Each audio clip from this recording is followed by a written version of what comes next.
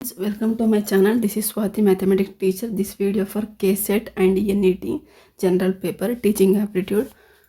So today I am explaining various teaching method. So ಒಂದರ ಸಬ್ topic ಬಗ್ಗೆ ಮಾತಾಡ್ತಿದ್ದೀನಿ. Teaching aptitude ಅಲ್ಲಿ ವೇರಿಯಸ್ ಟೀಚಿಂಗ್ ಮೆಥಡ್, ವಿವಿಧ ಬೋಧನಾ ಪದ್ಧತಿಗಳು in English and Kannada both language.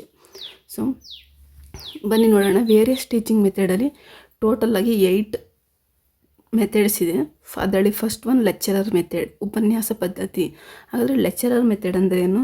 So ಒಂದು ವಿಷಯದ ಬಗ್ಗೆ, ಒಂದು ನಿರ್ದಿಷ್ಟ ವಿಷಯದ ಬಗ್ಗೆ ಕುರಿತು ಶಿಕ್ಷಕರು ವಿದ್ಯಾರ್ಥಿಗಳಿಗೆ ವಿವರಣೆ ಮೂಲಕ ತಿಳಿಸಿಕೊಡುವ ಪದ್ಧತಿಯನ್ನೇ ನಾವು ಲೆಕ್ಚರರ್ ಮೆಥಡ್, ಉಪನ್ಯಾಸ ಪದ್ಧತಿ ಅಂತ ಕರಿತೀವಿ.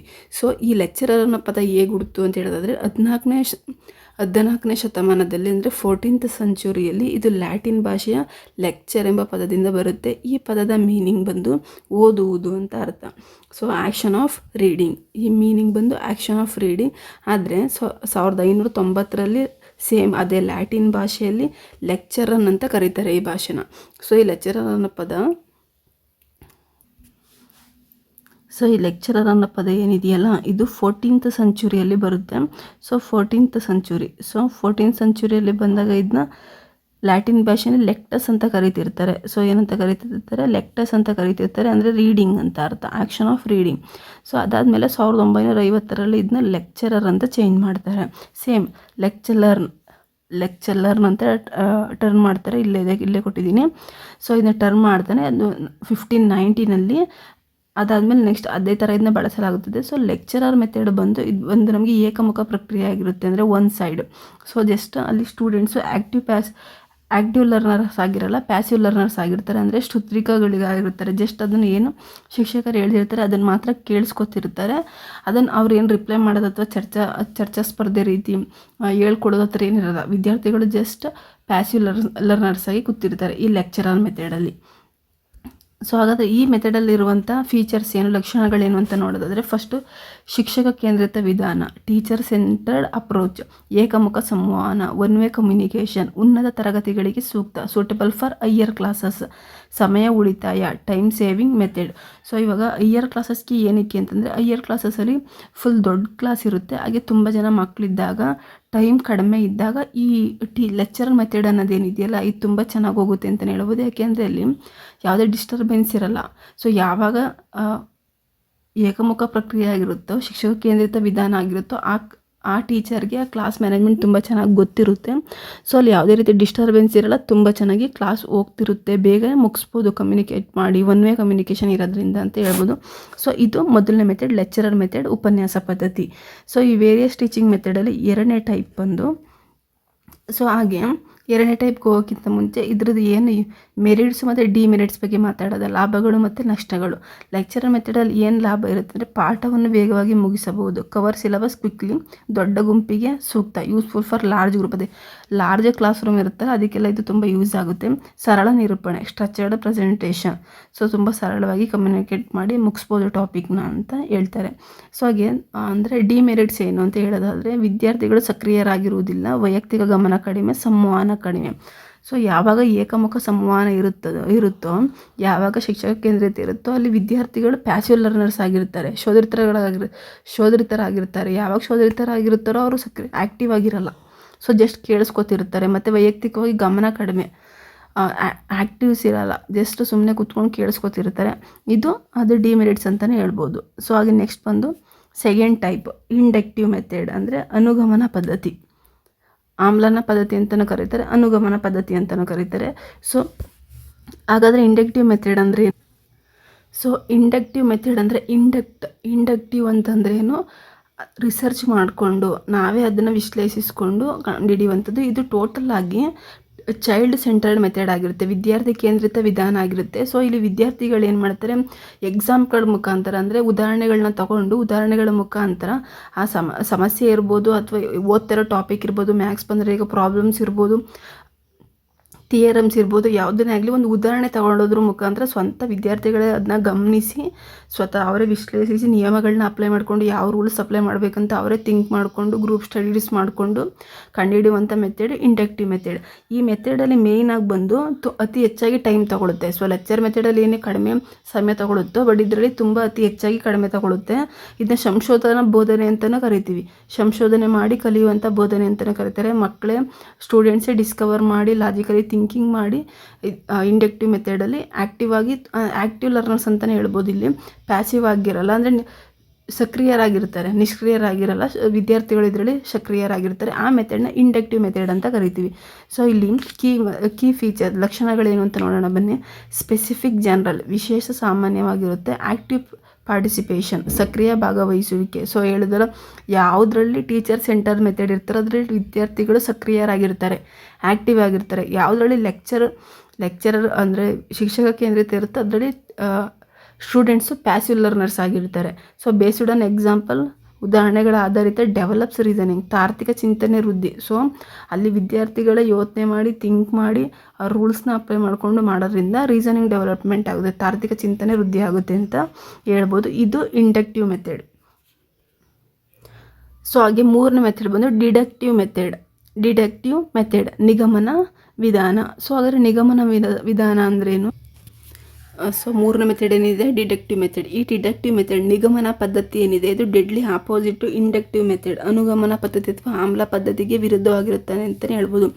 ಅಲ್ಲಿ ಇಂಡಕ್ಟಿವ್ ಮೆಥಡಲ್ಲಿ ಏನು ಮಾಡ್ತಾರೆ, ವಿದ್ಯಾರ್ಥಿಗಳು ಅದನ್ನ ಅಬ್ಸರ್ವ್ ಮಾಡಿ ಒಂದು ಉದಾಹರಣೆ ಕೊಟ್ಟು ಅದನ್ನು ಅವರೇ ವಿಶ್ಲೇಷಣೆ ಮಾಡಿ ಯಾವ ರೂಲ್ಸ್ ಅಪ್ಲೈ ಮಾಡಬೇಕು ಅಂತ ನೋಡಿ ಅಪ್ಲೈ ಮಾಡ್ಕೊಂಡು ಅವರೇ ತಾರ್ಕಿಕ ಚಿಂತನೆ ಮಾಡಿ ಅದನ್ನು ವೃದ್ಧಿ ಮಾಡ್ತಿರ್ತಾರೆ ಅಂತ ಹೇಳ್ಬೋದು. ಆದರೆ ಡಿಡಕ್ಟಿವ್ ಮೆಥಡಲ್ಲಿ ಟೀಚರ್ ಏನಿದ್ದಾರೆ ಫಸ್ಟ್ ಕಾನ್ಸೆಪ್ಟನ್ನ ಹೇಳ್ತಾರೆ. ಸೊ ಯಾವ ರೂಲ್ನ ಅಪ್ಲೈ ಮಾಡಬೇಕು ಅಂತ ಎಕ್ಸ್ಪ್ಲೇನ್ ಮಾಡಿ ನಂತರ ಅದಕ್ಕೊಂದು ಎಕ್ಸಾಂಪಲ್ನ ಕೊಡ್ತಾರೆ.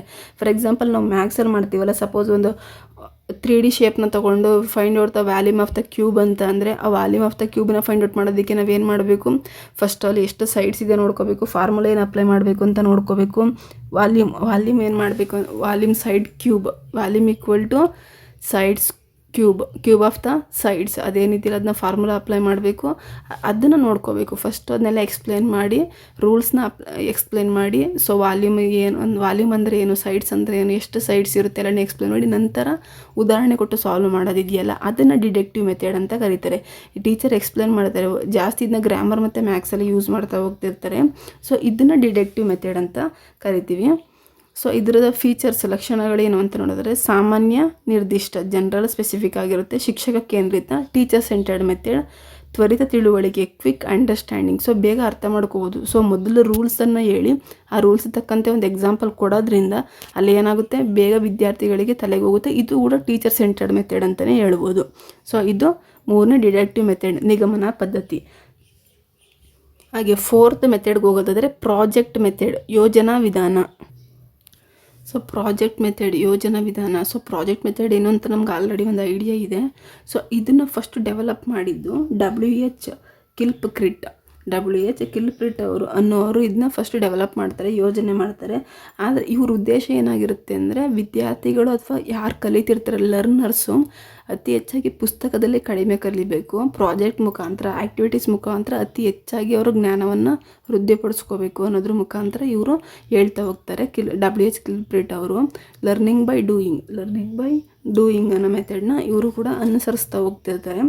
ಸೊ 4 ರೀತಿಯ ಯೋಜನೆಗಳನ್ನು ಹೇಳ್ತಾರೆ ಇವರು, ಯಾರೋ ಕಿಲ್ಪ್ರಿಟ್ ಅವರು 4 ರೀತಿಯ ಯೋಜನೆಗಳಲ್ಲಿ ಹೇಳ್ತಾರೆ. ಹಾಗೆ ಈ ಪ್ರಾಜೆಕ್ಟ್ ಮೆಥಡ್ನ ಯೋಜನಾ ಅಂತ ಏನಿದೆ ಅಂತ ಹೇಳ್ಬೋದು. ಹಾಗೆ ಮೇಯ್ನಾಗಿ ಈ ಪ್ರಾಜೆಕ್ಟ್ ಮೆಥಡ್ನ ಈ ಪ್ರಾಜೆಕ್ಟ್ ಮೆಥಡ್ ಏನಿದ್ರೆ ಮೇನ್ ತತ್ವ ಏನಂದರೆ ಮಾಡುತ್ತಾ ಕಲಿಯುವುದು, ಅಂದರೆ learning by doing. So learning by doing ಅನ್ನೋದು ಮೇನ್ ತತ್ವ, ಮಾಡುತ್ತಾ ಕಲಿಯುವುದು. ಇದನ್ನು ಯಾರು ಹೇಳ್ತಾರೆ ಅಂದರೆ WH ಕಿಲ್ಪ್ರಿಟ್ಸ್ ಅವರು ಹೇಳ್ತಾ ಹೋಗ್ತಾರೆ. ಸೊ ಇದನ್ನ ಅವರೇ ಡೆವಲಪ್ ಮಾಡಿದ್ದು, ಸೊ ಅವರೇ ಹೇಳ್ತಾರೆ. ಮೇಯ್ನಾಗಿರೋ ಈ ಸ್ಟೆಪ್ಸ್ ಏನು ಅಂತ ನೋಡೋಣ ಬನ್ನಿ. ಪ್ರಾಜೆಕ್ಟ್ ಮೆಥಡಲ್ಲಿ ಯೋಜನಾ ಆಯ್ಕೆ ಸೆಲೆಕ್ಷನ್ ಆಫ್ ಪ್ರಾಜೆಕ್ಟ್. ಫಸ್ಟ್ ಪ್ರಾಜೆಕ್ಟ್ನ ಸೆಲೆಕ್ಟ್ ಮಾಡ್ಕೋಬೇಕು, ಯಾವ ಪ್ರಾಜೆಕ್ಟ್ನ ಮಾಡಬೇಕಂತ ಟಾಪಿಕ್ನ ಸೆಲೆಕ್ಟ್ ಮಾಡ್ಕೋಬೇಕು. ನಂತರ ಯೋಜನೆ ರೂಪಿಸುವುದು, ಪ್ಲ್ಯಾನಿಂಗ್ ಮಾಡಬೇಕು. ಸೊ ಯಾವುದಾದ್ಮೇಲೆ ಏನು ಮಾಡಬೇಕು ಅಂತ. ನೆಕ್ಸ್ಟ್ ಎಕ್ಸಿಕ್ಯೂಷನ್ ಕಾರ್ಯಗತಗೊಳಿಸುವುದು, ಎವಲ್ಯೂಷನ್. Last one evolution. ಇದು ಇಂಪಾರ್ಟೆಂಟ್ ಸ್ಟೆಪ್ಸ್ ಪ್ರಾಜೆಕ್ಟ್ ಮೆಥಡ್ದು, ನೆನ್ಪಿಟ್ಕೊಳ್ಳಿ. MCQ ರೈಸ್ ಮಾಡ್ತಾರೆ ಈ ಮೆಥಡ್ ಮೇಲೆ. ಸೊ ನೆಕ್ಸ್ಟ್ ಮೆಥಡ್ ಬಂದು ಪ್ರಾಬ್ಲಮ್ ಸಾಲ್ವಿಂಗ್ ಮೆಥಡ್, ಸಮಸ್ಯೆ ಪರಿಹಾರ ವಿಧಾನ. So problem solving method. So problem solving method ಅಂದರೆ ಸಮಸ್ಯೆಗಳನ್ನ ಗುರುತಿಸಿ ಅದನ್ನು ವಿಶ್ಲೇಷಿಸಿ ತಾರ್ಕಿಕವಾಗಿ ಚಿಂತನೆ ಮಾಡಿ ಅದಕ್ಕೆ ಒಂದು ಪರಿಹಾರವನ್ನು ಕಂಡುಹಿಡಿಯೋದನ್ನ ನಾವೇನಂತ ಕರಿತೀವಿ, ಪ್ರಾಬ್ಲಮ್ ಸಾಲ್ವಿಂಗ್ ಮೆಥಡ್ ಅಂತ ಕರಿತೀವಿ. This method develop critical thinking, student identification problem and find the solution logically.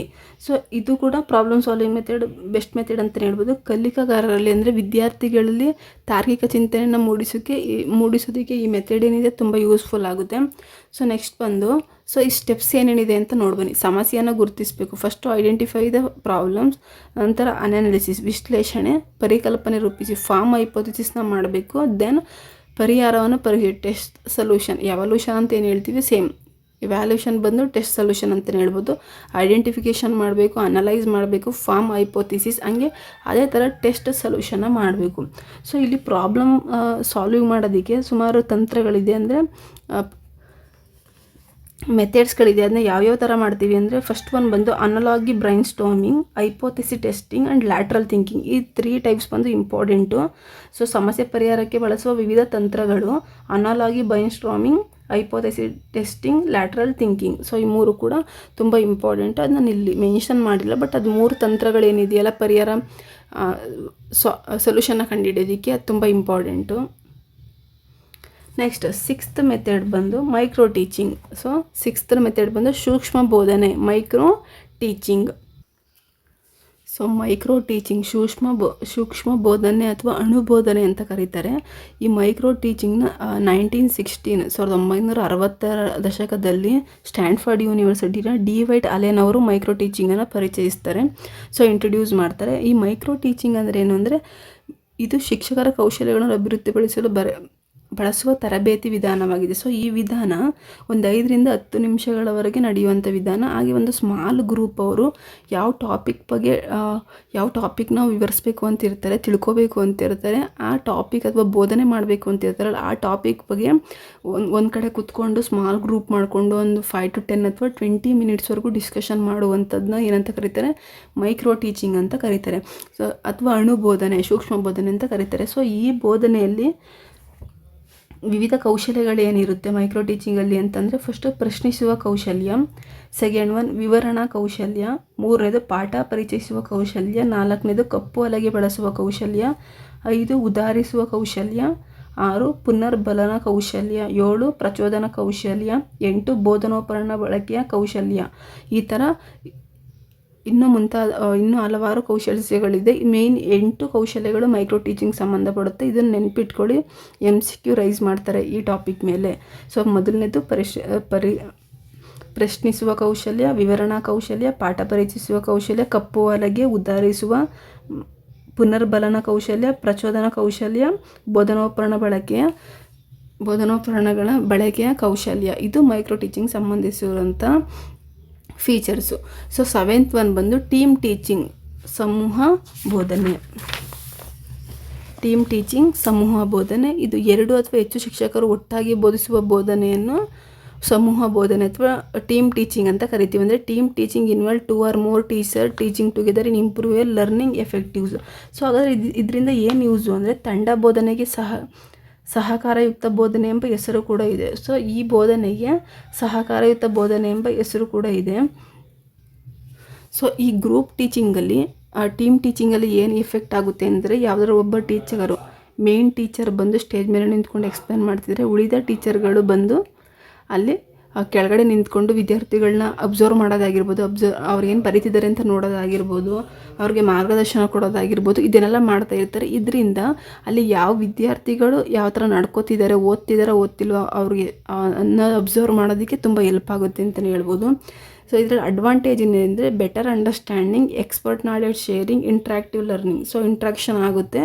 ಹಾಗೆ ಎಕ್ಸ್ಪರ್ಟ್ಸ್ ಏನಿರ್ತಾರೆ ಅವ್ರ ನಾಲೆಡ್ಜನ್ನ ಶೇರ್ ಮಾಡ್ತಿರ್ತಾರೆ, ಬೇಗ ತಲೆಗೆ ಹೋಗ್ತಿರುತ್ತೆ. ಅಲ್ಲಿ ಒಂದಕ್ಕಿಂತ ಹೆಚ್ಚಿಗೆ ಶಿಕ್ಷಕರಿದ್ದಾಗ ವಿದ್ಯಾರ್ಥಿಗಳು ತುಂಬ ಕಲಿಯೋದ್ರಲ್ಲಿ ಆಸಕ್ತಿ ಕೊಡ್ತಾರೆ ಅಂತಲೇ ಹೇಳ್ಬೋದು. ಇದು 7ನೇ ಮೆಥಡ್.